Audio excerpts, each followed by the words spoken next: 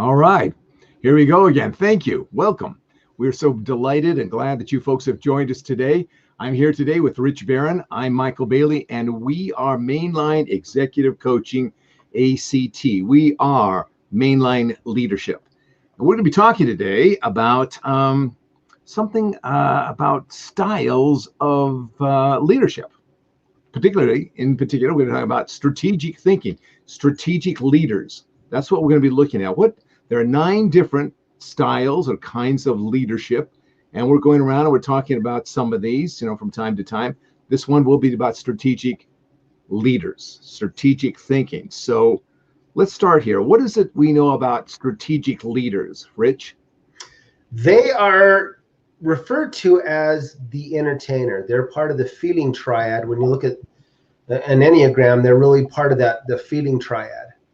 So, and these are the ones that really, the symbolism, and the symbols of who they are, wealth, prestige, whatever, success, is their reality. That's what they're about. Yeah, looking good. They're all about images. They want to look right. They want to dress right. They want to have their hair just so. They want to make sure they're wearing the latest fashions, right? So that they come across as, I am a winner. In fact, the way they think of themselves in the dating game and the marriage game is, I am a catch. If you catch me, you have got quite a catch. Absolutely. That they need that to reinforce their self-concept. Yeah. And so much of they can be, let's talk about the positive things here. They can be very hard workers. I mean, they can, get to the point where they're become workaholics, but they're very dedicated to success. Succeeding, winning is a big deal to them. Conversely, what they fear is the fear of failure. They fear becoming worthless, they don't have anything because they're not being successful.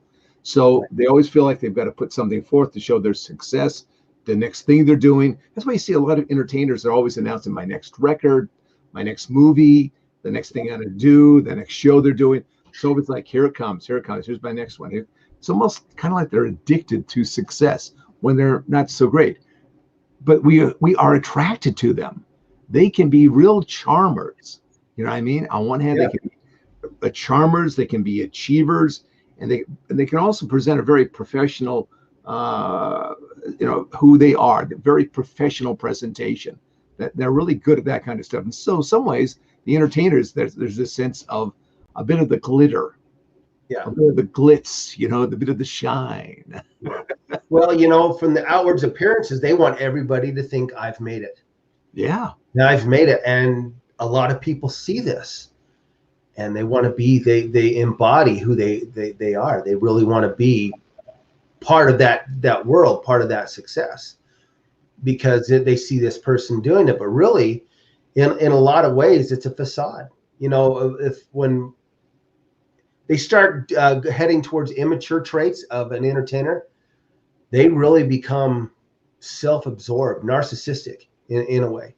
Yeah. And will do anything to win, to keep that image up. So, in a lot of ways, it becomes a facade. So what we see sometimes from the outside isn't truly who they are. Yeah, if they feel threatened, and they don't like to feel threatened, nor do they like to look bad. There's this problem that they have. They want to always look good. But if they feel threatened, if they start feeling jealous towards someone, they can get angry. Yes. And they can even get hostile towards that person. But since they don't like to be seen as angry or hostile, they kind of push those feelings away so that they're not feeling them. So as an entertainer becomes unhealthy or starts derailing, what they do is they stop feeling, they stop noticing their own feelings. They get more and more into their head about what's going on and what they got to do and all this kind of crazy stuff. So the healthy entertainer or achiever is that person that gets what they've got to do together, their skills, their strategies, their resources to go out and do something. And then they go over and they start working with other people. The best actors, for instance, and I would say that this is because your background is in musicians. The best of the best are those that know how to do what they do, and they do it well, and they practice hard. They put a lot of time and energy into their craft. so that when they go either on the set or they go on, on stage with other musicians, other actors, performers, singers, they are able to deliver. But that could be an unhealthy one too. But here's what you'll hear about the people that work around them. They are the nicest people. They're really considerate. They're very thoughtful people. They ask how you doing, how's it going for you. They'll actually check in and open up and be interested in others rather than only themselves. So there's one of the things that you can start telling, when a healthy entertainer is achiever, is that they do reach out to others. They're open, they're transparent, and they welcome other people. It's interesting you mentioned that. We've all seen the superstar bands or the superstar teams and things like that they put together with what we refer to as maybe the best of the best. Yeah. These people that really have this outward appearance, this is who I am. And have you ever seen any of these superstar bands ever really make it together for long? No. It's because it becomes too much of a competition instead of trying to blend things together. And that's really what this happens. If they start to feel threatened, they deteriorate into this super competitive shell. Yeah. And so when we take a look, and you've seen that, and it's always sad because you think, look at the talent, look at the wasted talent. Yeah. And you can take those same things that you're talking about there, and we can put it into the world of business. Yeah. Leaders have got to bring into their organizations the best talent possible. They've got to do that in order to create the business that they must create, the culture that they must create. They've got to do that. But if they are insecure, and I've worked with one of these people before, they're insecure and they don't feel like they are the top dog, they'll start blowing out of the water anybody they see as threatening them. Now, what's sad about that is as they blow it up, they're also now starting to blow up their business. They're blowing up their people. Yeah. Because it's not just really getting rid of other leaders that they felt threatened by or competitive with. It's now you're starting to blow up departments. You're starting to blow up teams.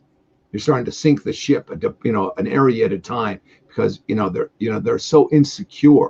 They don't know how to handle themselves, and so that's a sad thing because they've got so much of that drive, the desire, the look, the feel, the ability to speak well, to present well. That so many of those things, those skills down, and the ability to think in strategic terms of how to win. But that little bit of jealousy, that little bit of insecurity, that can just blow the whole thing up. In business, these people really like to be in the middle of things. They like to be in the mix. They like to be around others. They like to be on a first name basis. And here's the thing that in business, it's about selling themselves first, because they know if you can buy them, if you buy who they are, then you'll buy their product. But it becomes them first. Yeah. And then you'll buy their product, and it's the way they carry themselves, the way very optimistic, very open, gregarious, and that's the way they are. But that's why a lot of people who are salesmen, really are so outgoing and how you doing, and slap on the back and shake hands and what's your first name and that kind of thing. Because if you get to trust them, they know that it's all about them first. And in a lot of ways, the entertainers are the guys that keep a really tight rein on their social presence. That's interesting. Yeah, they would be monitoring that. And so you're just somebody that's very gregarious and charming and convivial and all these wonderful social attributes and talents that they have. And so it gets into be this place of who are they going to be? And it goes back to the inner core, right? Who are they going to be? How true to their own values, true to who they really are?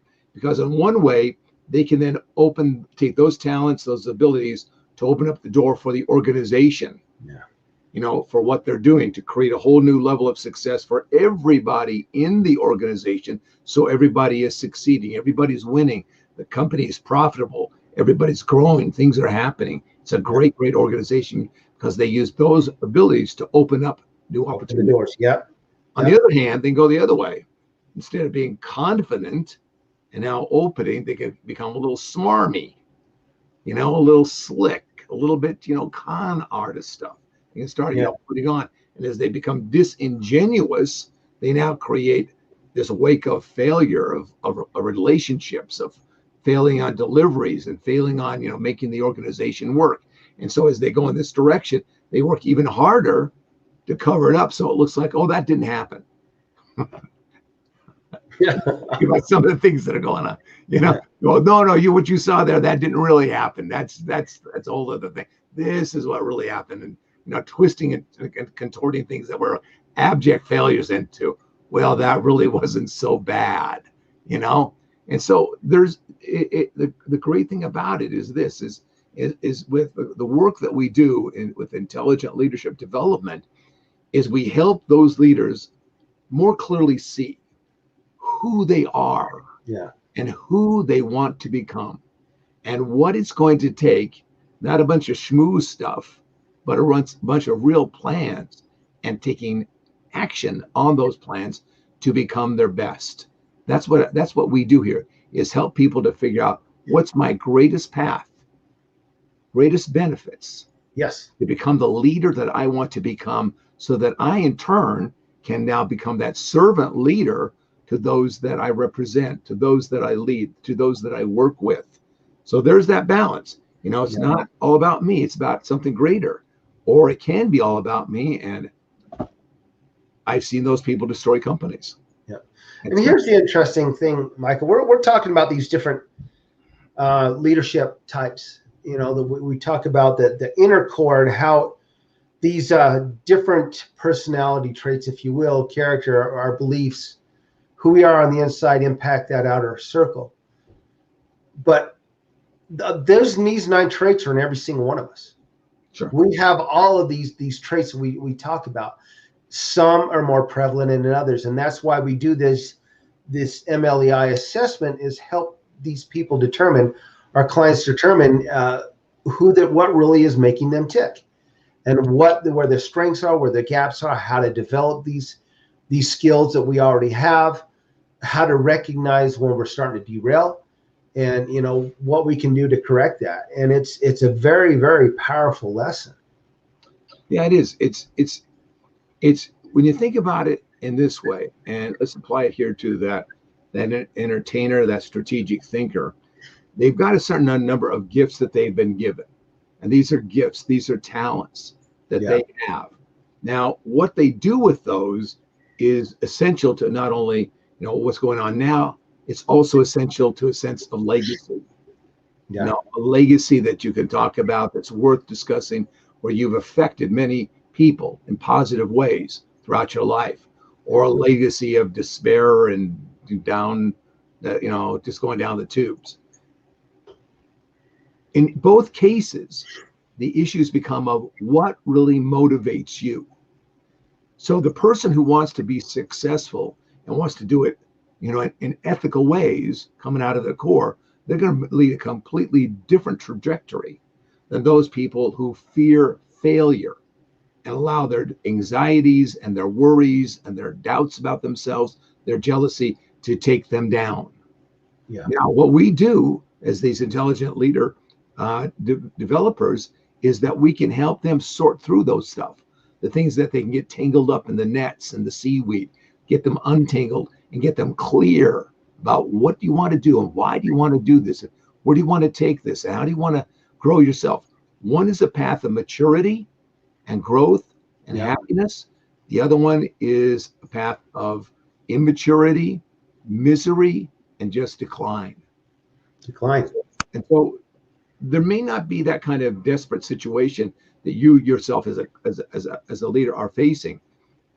There's going to be degrees of that, though.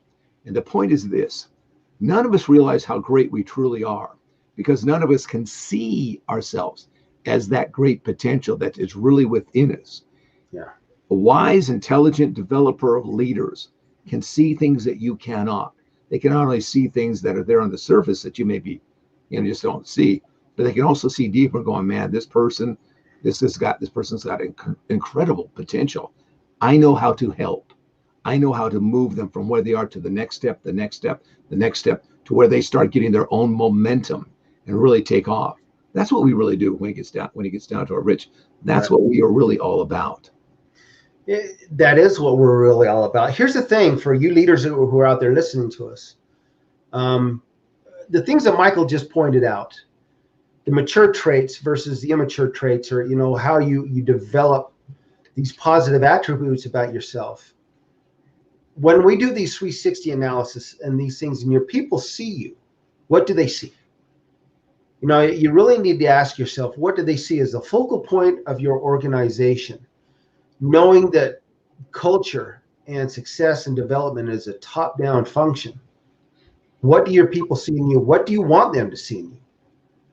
And that's what this is all about. How do we help you see what your strengths are and how to embellish those and recognize when the gaps are starting to present themselves? Because it's no one sees your inner core but you. No one understands your inner core but you. It's what we see on the outer core, all those critical skills and communication and team leader skills. That's what people see you on the outside. But it's how you drive those skills from your inner core is how they see that. So, I mean, what do you want? What kind of legacy do you want to leave behind? And that's really what intelligent leadership is about. It's about you. It's about the future. It's about leaving, your legacy and continuing to build that organization versus just me, just to here, just now, and we're going to set some goals and move forward. There's a difference. There really is. And going forward, those companies, with the new way of dealing with things, with the new way of people working at home, being unattached from the brick and mortar, where you really have to still continue to develop these cultural skills. How are you going to do that? That's my question. Where do you want to be, a year from now, 2 years from now? Where do you want to be? Do you want to be in the same place, struggling to understand where you are as leader and how you're going to build your culture and your legacy? Or do you want to have some serious skills in your tool belt that we can help provide for these leaders that want to progress and go forward? Right. And the other part of this is this. What value would it be to you if you had somebody who's been there and done that knows how to develop those particular set of skills that you have, those particular set of talents and traits that you have as a leader, who's been there, worked with other people, knows how to get that going, how to get that growth happening, and who is on your side and who will hold you accountable for the work that you said you would do and how well you would do it. We all need a little bit of pushing. Very few of us are really, really good at pushing ourselves on our own. We all get kind of comfortable in our comfort zone. So we need somebody pushing us and holding us accountable. We know that some of the best teachers you ever have in your life are those that just pushed you a little bit more, demanded a little bit more, didn't let you get away with just getting by, right? Okay. Yeah. All right, Rich, we're wrapping up here. Take us home. Hey, once again, thank you for joining us on Mainline Executive Coaching ACT. And a big shout out to all those who are out there listening to us today, Sydney, Australia. Those folks in Sydney, Australia who've been downloading our podcast recently. We appreciate everything you're doing, and we appreciate your support. And once again, everybody, I hope you enjoyed today's show. You can get a hold of us, mainlineleadersactilec.com. Go on there, schedule some time with us. Let's talk. Let's just sit down and talk and get to know each other. Once again, have a great day. Thank you.